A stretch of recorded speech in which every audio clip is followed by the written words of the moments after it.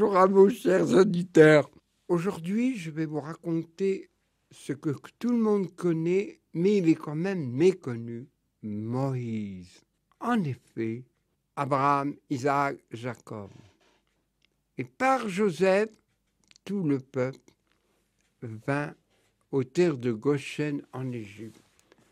Cependant, la dynastie changea et on ne connaissait pas les bienfaits de Joseph, qui avait, par la grâce de Dieu, évité une grande famine au pays d'Égypte. On avait oublié. Le nouveau roi d'Égypte, Pharaon, dit, il faut dire aux sages femmes que tout enfant qui naîtra, garçon, devra disparaître. Mais cependant, au bout de quelque temps, mais que se passe-t-il? Vous n'avez aucun supprimé d'enfant. Mais nous, lorsque nous arrivons, les femmes sont costauds, solides, et alors l'enfant est déjà né. Dieu récompensa ces sages-femmes courageuses. Mais le roi d'Égypte ne renonça pas.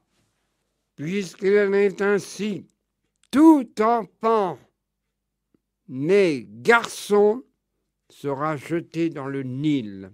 Cependant, dans la tribu de Lévi, une femme éleva son enfant. Elle le cacha. Cependant, il y avait toujours des espions qui dénonçaient, qui dirent « cet enfant est un garçon ». Alors, au bout de 3 mois, elle se résigna. Elle dit à sa fille Myriam, je vais faire un berceau, mettre du bitume de façon à ce que le panier d'osier ne coule pas. Et à la grâce de Dieu, va ma fille, tu la mettras sur la mer des marées, des ajoncs.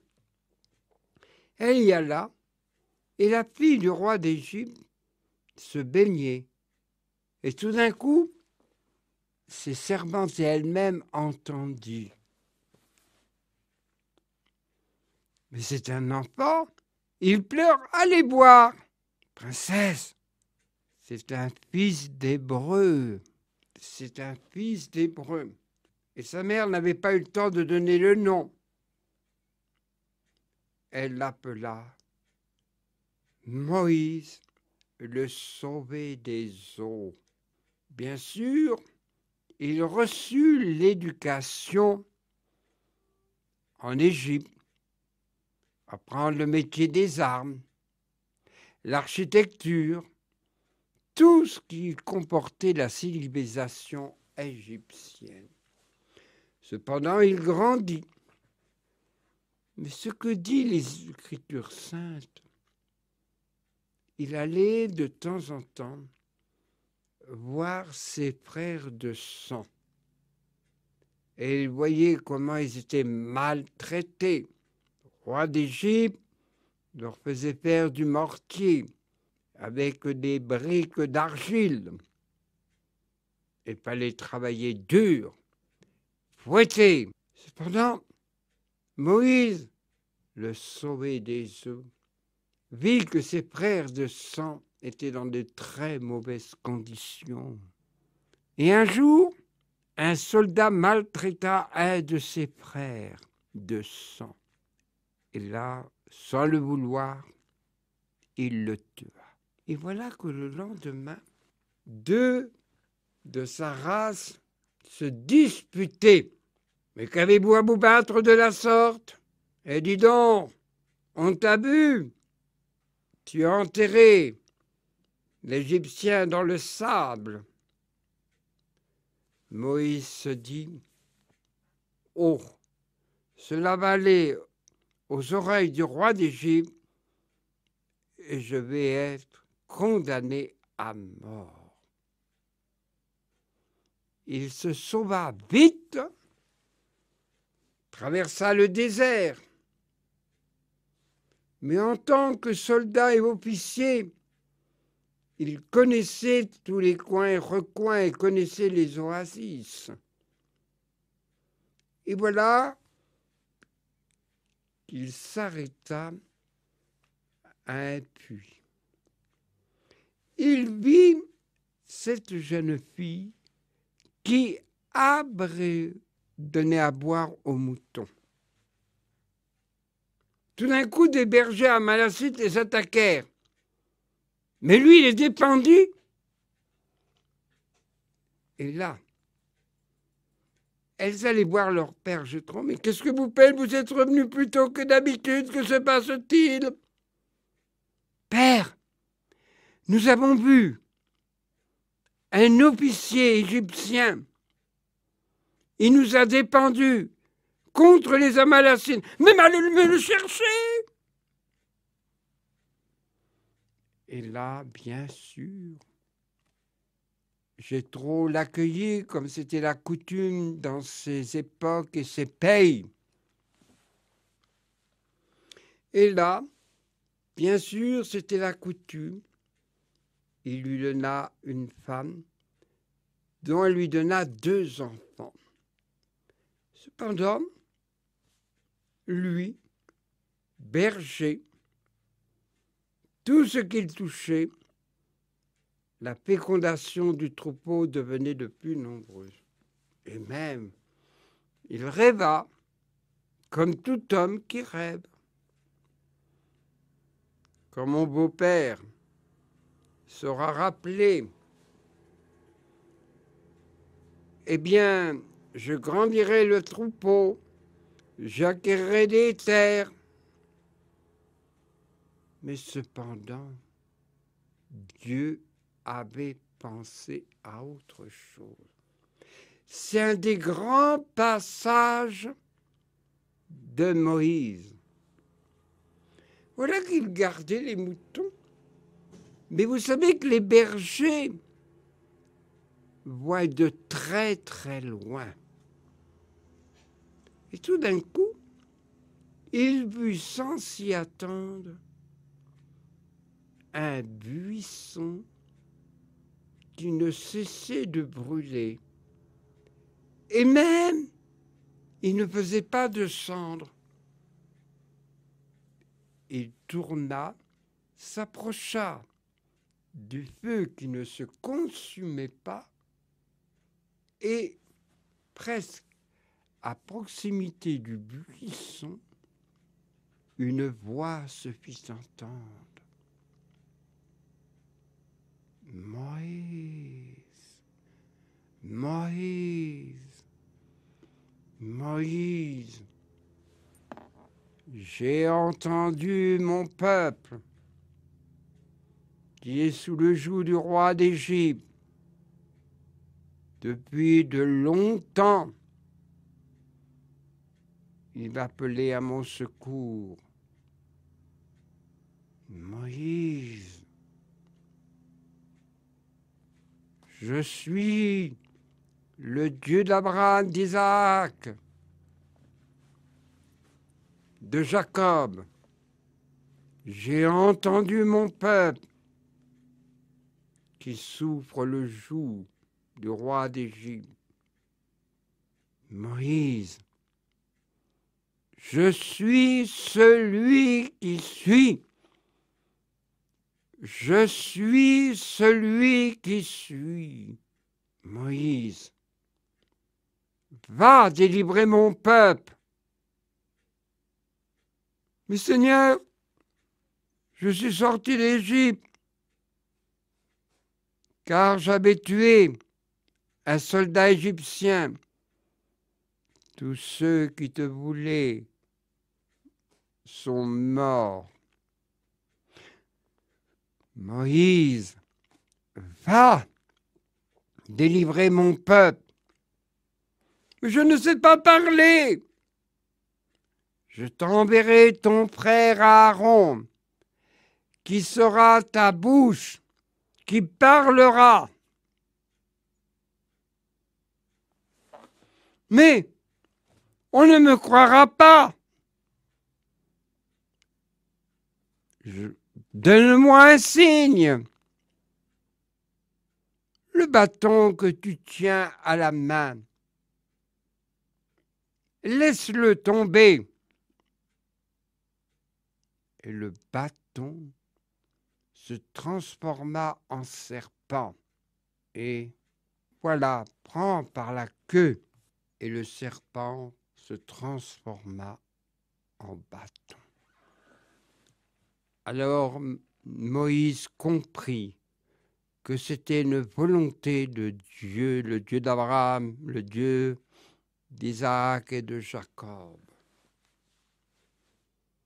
Il prévint son beau-père, Jéthro, va, c'est la bonté de Dieu, va. Il prit sa femme et ses 2 enfants, sa femme Séphora, et à la rencontre, il vit son frère Aaron. Et là, ils allaient voir les anciens. Il raconta ce qu'il a vu, le buisson ardent. Il a dit, je suis l'envoyé de celui qui dit, je suis celui qui suis. Le Dieu de l'Abraham, d'Isaac, de Jacob. En effet, cela fait 4 siècles et 30 années que vous êtes sous l'esclavage du roi d'Égypte, dont Joseph vous avait fait venir. Bien sûr, vous êtes un peuple immense, où le roi d'Égypte appréhende. Mais fais-nous voir, donne-nous un signe, Moïse.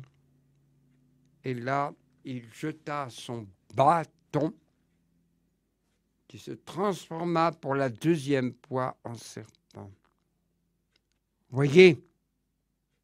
Et là, il prit la queue du serpent, qui se transforma de nouveau en bâton. Enfin, Dieu a écouté notre prière. Et le lendemain, ou en quelque temps après, toutes les délégations des peuples, des tribus allaient voir le roi d'Égypte, soit pour lui rendre hommage, soit pour avoir une revendication. À cette époque, on ne faisait pas grève. Et voilà le tour de Moïse Aaron. Que me voulez-vous? Nous sommes à la demande de notre Dieu. Nous voulons adorer Dieu, notre Dieu, l'unique. Qu'est-ce que c'est que ça? Vous êtes des paresseux. Vous ne voulez plus travailler. Alors, en plus de faire des briques et du mortier, vous ramasserez la paille dans les champs. Allez! Cependant, Moïse lui donna le signe. Il rejeta de nouveau le bâton, qui se transforma en serpent. Le roi d'Égypte eut un instant peur. Ah! Mais nous aussi, mes devins, mes prêtres, ont la possibilité. Faites tomber vos bâtons. Et les bâtons se transformèrent aussi en serpents. Mais ce dont le roi d'Égypte ne s'attendait pas avec ses devins. Là, le serpent de Moïse avala tous les autres serpents. Mais cependant, le cœur du roi d'Égypte s'endurcit, et Moïse, les anciens, tout le peuple criait, « Oui, tu nous as dit que tu nous délivrerais, et le travail est augmenté.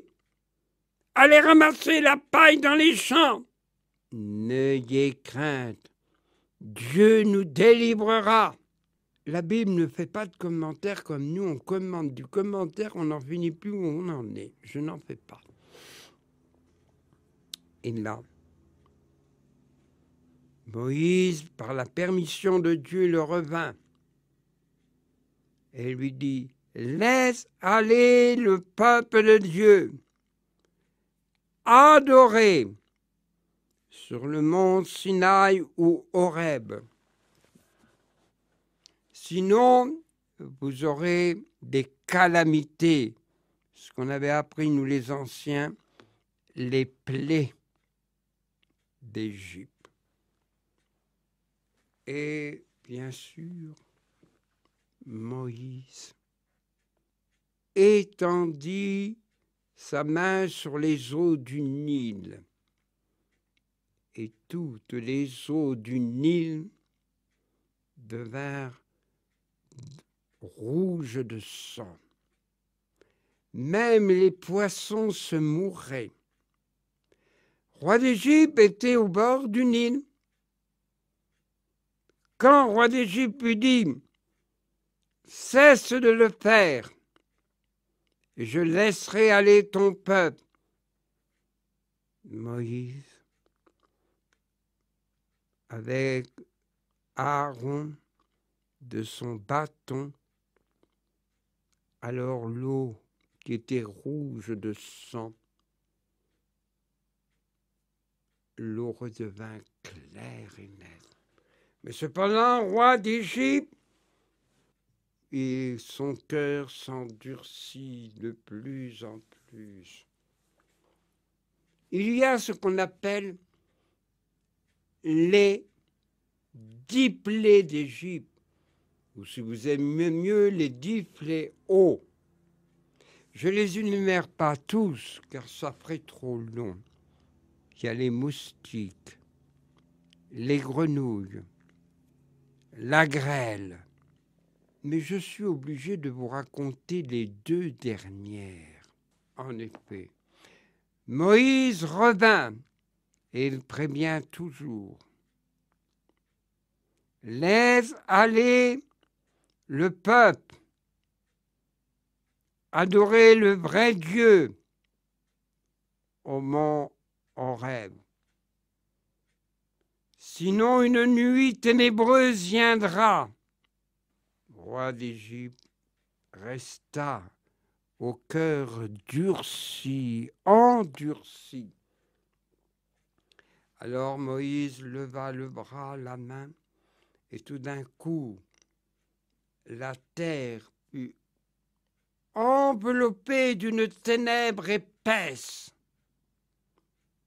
Particularité, les terres de Goshen ne furent pas enveloppées de la nuit, des ténèbres.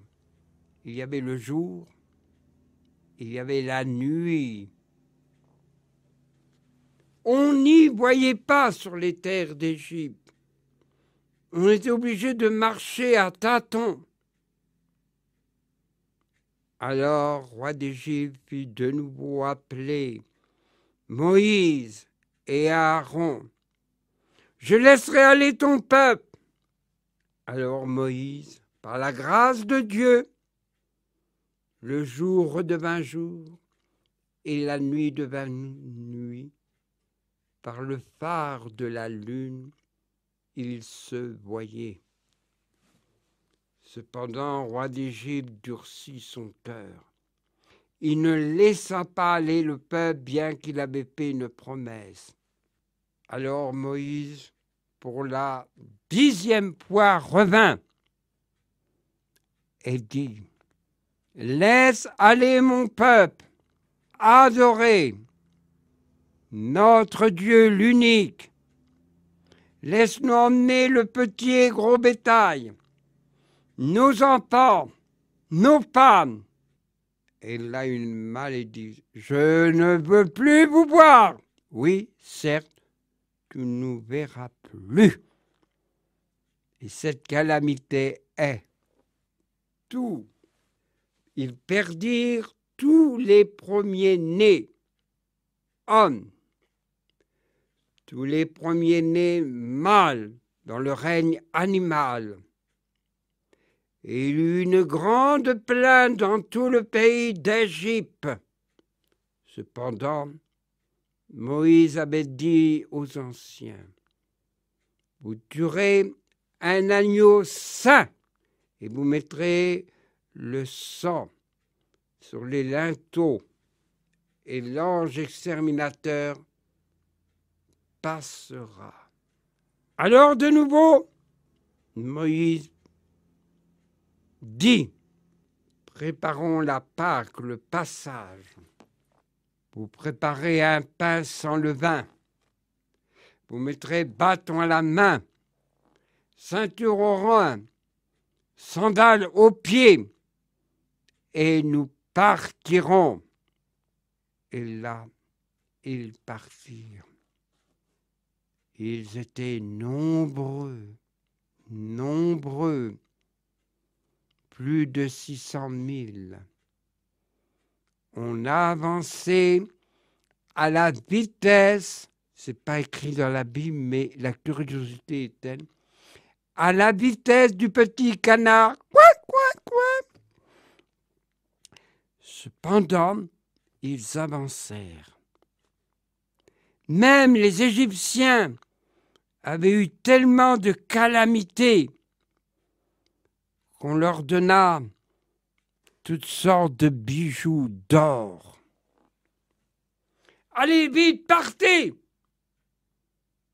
Vous avez mis notre pays en ruine. Et ils commencèrent à partir. Cependant, le jour, une lumière lumineuse avançait, les guidait. La nuit, une colonne de feu les conduisait. Cependant, ceux qui étaient à l'arrière voyaient la poussière, la terre. Les voilà! Ils vont nous attraper, Moïse! Qu'est-ce que tu as fait? Déjà la première récrimination. Et Moïse supplia. Et Dieu lui dit, « Tends ta main !» Et aussitôt, Dieu suscita un vent d'est qui sut faire un grand passage. Un grand passage. Il pouvait passer. La terre était sec. Ils étaient plus de 600 000, plus le petit et gros bétail à traverser. Et le roi d'Égypte était là, avec son armée, à attendre. Et lorsque tout le peuple eut traversé ce bras de mer, Dieu dit à Moïse, « Tends ta main !» Et les eaux se refermèrent. Toute l'armée du roi d'Égypte fut engloutie. Engloutie. Bien sûr, Myriam et tout le peuple rendirent grâce à Dieu, le Dieu des armées. Je raconterai la prochaine partie. Mais cependant, vous vous posez une question, mais comment se fait-il que les enfants du roi d'Égypte, les premiers-nés purent morts? C'est une interprétation, vous pourrez demander à des gens plus peut-être compétents, ou dès l'Esprit Saint les éclairera plus. Mais la conséquence est, quand un chef se révolte contre la décision de Dieu, il eut 10 avertissements. Son cœur se durcissait. C'est dans la loi de la nature, même dans le règne animal, encore plus que ce soit les rois ou les chefs d'un État. Ils conduisent souvent leur peuple, en reniant Dieu, en s'opposant à ses lois de sagesse, alors c'est la première partie. Voilà. Bien sûr, on me disait, on connaît Moïse, c'est connu, mais cependant, il y a des petites choses qui nous ont échappé. Voilà. Merci à toi, bon peuple de Dieu, Moïse, le sauvé des eaux.